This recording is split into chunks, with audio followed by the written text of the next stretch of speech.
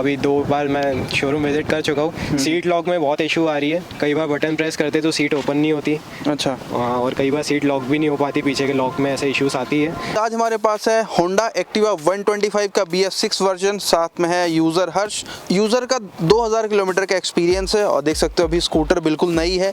तो ये स्कूटर खरीदने का क्या रीज़न है? हर्ष ने कुछ इलेक्ट्रिक स्कूटर को भी ऑप्शन में रखा था, तो फिर फाइनली उनको ना खरीद के ये स्कूटर क्यों खरीदी वो भी देखेंगे।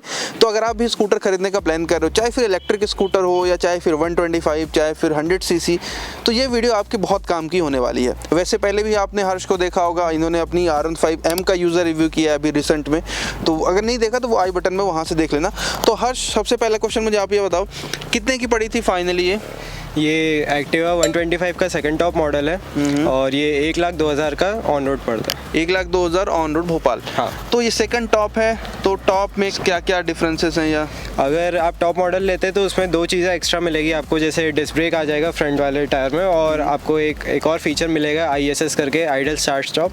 अच्छा। वो फीचर एक्स्ट्रा है। तो उसकी कॉस्ट कितनी एक्स्ट्रा थी इसके कंपैरिजन में? 4,000 का डिफरेंस आएगा बस गाड़ी में। 4,000 एक्स्ट्रा देने के बाद इसका टॉप मॉडल मिलता है जिसमें डिस्क मिलता है फ्रंट में एक्स्ट्रा और ISS, ideal start stop system. मेरे पास इससे पहले एक्टिवा 3G थी, उसको मतलब करीब 7-8 साल हो गए थे, तो उसको चेंज करने का सोचा था। तो मैंने पहले इलेक्ट्रिक का प्लान कर रखा था, बट जब हमने इलेक्ट्रिक देखी, एनिग्मा देखी थी और ओकिनावा देखी थी और ओला भी देखी थी, तो चला के सब देखी, अच्छी लगी। बट क्योंकि वही है, क्योंकि होंडा एक्टिवा मतलब इंडिया की सबसे ज़्यादा सेलिंग कम्यूटर में आती है, तो घर वालों ने वैसे ही सोचा कि एक्टिवा प्रेफरेंस के हिसाब से अच्छी है, तो इसलिए एक्टिवा ही ली। ओला मतलब फ्रेंड्स के पास थी, ऐसे तो चला के देखी थी, ऐसे मतलब शोरूम विजिट करके नहीं देखी थी, क्योंकि अगर मतलब ऐसे फैमिली साइड से बात करें तो मेनली लुक्स की बात होती है सबसे पहले, तो लुक्स इतने अच्छे नहीं लगे उसके, इसलिए ओला नहीं ली। तो ये मॉडल पिक करने का क्या रीज़न है?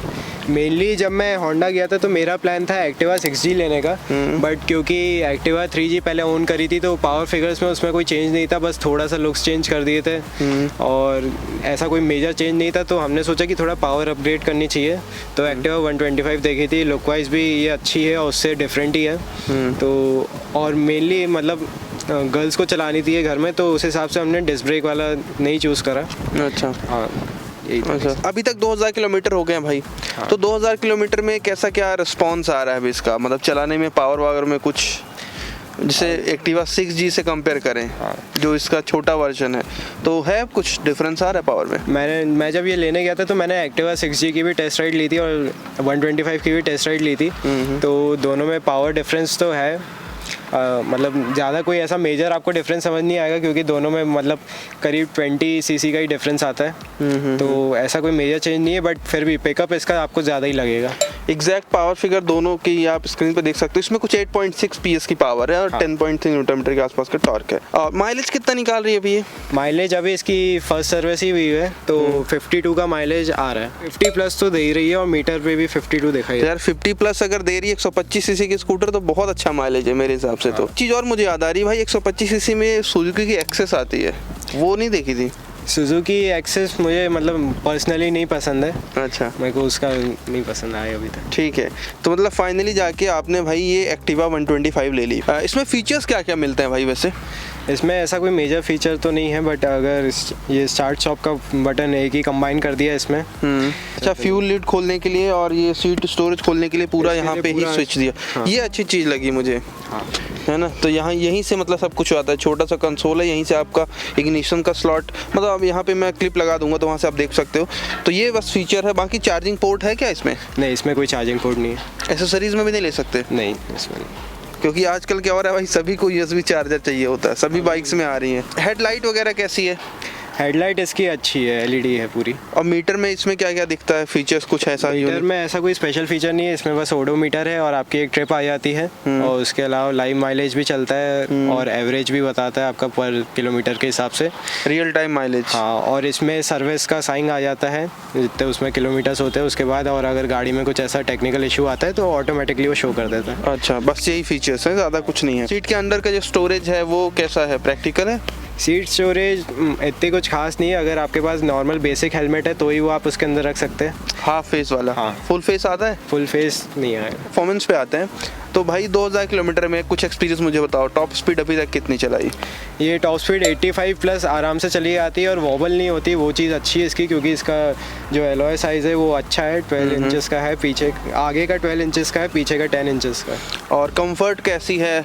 टेलीस्कोपिक इसमें मिलते हैं। हाँ। तो नॉर्मल ब्रेकर्स में, क्योंकि स्कूटर्स में ये बड़ी प्रॉब्लम होती है यार, मतलब मोस्टली एक्टिवा में पहले थी, अभी तो हालांकि सॉर्ट आउट हो गई जिससे टेलीस्कोपिक आने लग गया। तो अभी क्या फीडबैक है इसका? ब्रेकर्स में ज़्यादा उछलती है या ऐसा अनकम्फर्ट तो नहीं लगता? अगर कंफर्ट की बात करें तो क्योंकि इसका ग्राउंड क्लियरेंस अच्छा खासा है और क्योंकि इसमें एलॉय है थोड़े ऊंचे है, तो कंफर्ट बहुत अच्छा है इस गाड़ी का।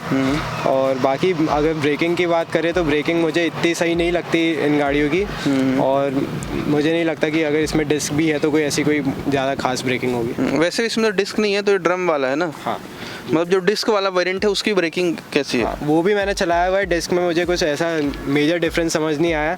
1,02,000 की पड़ी थी, हाँ है ना, ऑन रोड। तो उसमें ये पूरा एक्सेसरीज इंक्लूड था क्या? हाँ, ये जो क्रैश गार्ड है पूरा आगे और पीछे का वो इंक्लूडेड था, बस जो फ्रंट मड गार्ड का है वो आपको सेपरेटली लेना पड़ता है। अच्छा, बाकी ऑन रोड प्राइस आप अपने नियरेस्ट डीलर पे जाके पता कर सकते हो, क्योंकि ऑन रोड प्राइस भाई स्टेट टू स्टेट वेरी भी करती है। अब थोड़ा सा प्रॉब्लम समझते हैं, 2000 किलोमीटर में यूज़र ने क्या क्या इसमें प्रॉब्लम्स फील करी या क्या क्या चीज़ें इंप्रूव होनी चाहिए जो कि यूज़र को लगी है। तो हर्ष क्या है इसमें जो कि मतलब है इंप्रूव होना चाहिए? इसमें जैसे ही अभी इसका ये आपने बताया ये की वाला पार्ट, तो इसमें बटन सीट और फ्यूल का दोनों का दिया हुआ है। तो फ्यूल कैप की अगर अपन बात करें पहले, तो फ्यूल कैप बहुत आवाज़ करती है इसकी। जब भी गाड़ी चलती है बहुत हिलती है। अच्छा, हाँ अभी भी हिल रही है। हाँ, वो मतलब लॉक हो जाती है बट आवाज़ बहुत करेगी। और उसके अलावा अगर सीट की बात करें, जिसका मैं मतलब अभी 2 बार मैं शोरूम विजिट कर चुका हूँ, सीट लॉक में बहुत इशू आ रही है। कई बार बटन प्रेस करते तो सीट ओपन नहीं होती। अच्छा, हाँ, और कई बार सीट लॉक भी नहीं हो पाती, पीछे के लॉक में ऐसे इश्यूज आती है। और उसके अलावा इसमें एक आगे स्पेस दी गई है, ये वाली, हाँ, जो मुझे इतनी प्रैक्टिकल नहीं लगती, क्योंकि उसमें कोई लॉक नहीं दिया गया और वो स्पेस इतनी कम है, उसमें आप अपना फ़ोन भी नहीं रख सकते। हाँ यार, ये मतलब मुझे भी किसी काम का नहीं लग रहा है। और ये जो सीट का जो स्विच दिया है, ये तो मेरे हिसाब से पहले मुझे लग रहा था कि अच्छी चीज़ है, लेकिन तुम्हारी प्रॉब्लम सुनने के बाद लग रहा है भाई सिंपल होता तभी बेटर था। इसमें प्रॉब्लम आई तो शोरूम वालों ने सॉर्ट आउट किया, कैसे सॉल्व किया इसको कि नहीं? उनने एकदम बेसिकली उसको अंदर से एक बार कुछ करा था, थोड़ा सा सामने ही करा था उनने, स्क्रू ड्राइवर से थोड़ा सा मूव कर दिया था और ग्रीसिंग कर दी थी, तो उनने बोला था कि अब सही हो जाएगा। बट वही फिर 1-2 हफ्ते बाद वापस वो प्रॉब्लम चालू हो गई थी। अच्छा, तो कुल मिला के ये जो स्विच है जिससे फ्यूल लीड और सीट खुलती है बटन, वो उतनी अच्छी नहीं है। अगर आप भी एक्टिवा 125 ओन करते हो तो आपके साथ ये प्रॉब्लम हुई कि नहीं हुई, बताना मुझे जरूर कमेंट बॉक्स में। इसके अलावा कुछ और कमी? इसके अलावा कोई इसमें प्रॉब्लम नहीं है, पावर अच्छी है इसमें, बाकी गाड़ी बहुत प्रैक्टिकल है, अच्छी है। अच्छा, सिटी राइड के लिए मोस्टली इसको कहाँ यूज़ करते हो? मोस्टली लोकल में यूज़ होती है, विद इन द सिटी के अंदर ही यूज़ होती है। तो भाई बस ये है एक्टिवा 125 BS6 का छोटा सा यूज़र रिव्यू। ज़्यादा कुछ इसमें है नहीं बताने को, क्योंकि बहुत ज़्यादा इसमें मुझे नहीं लगता कि आपको एक्सप्लेन किया जा सकता है। आपको ये स्कूटर कैसे लगी बताओ मुझे कमेंट बॉक्स में। बाकी अगर आपको 125 सीसी के स्कूटर्स चाहिए तो आप और देख सकते हो, जैसे एक्सेस है और जुपिटर 125 भी आती है। इवन अभी एक्टिवा का नया वर्जन भी आ रहा है जो कि कीलेस है, हालांकि उसका डिस्प्लेसमेंट कम है, 110 सीसी का है। तो ये कुछ ऑप्शंस हैं, ईवी की तरफ भी आप चाहो तो जा सकते हो। कोई क्वेश्चन हो इससे रिलेटेड तो कमेंट बॉक्स में पूछ सकते हो। मिलते हैं नेक्स्ट वीडियो पे।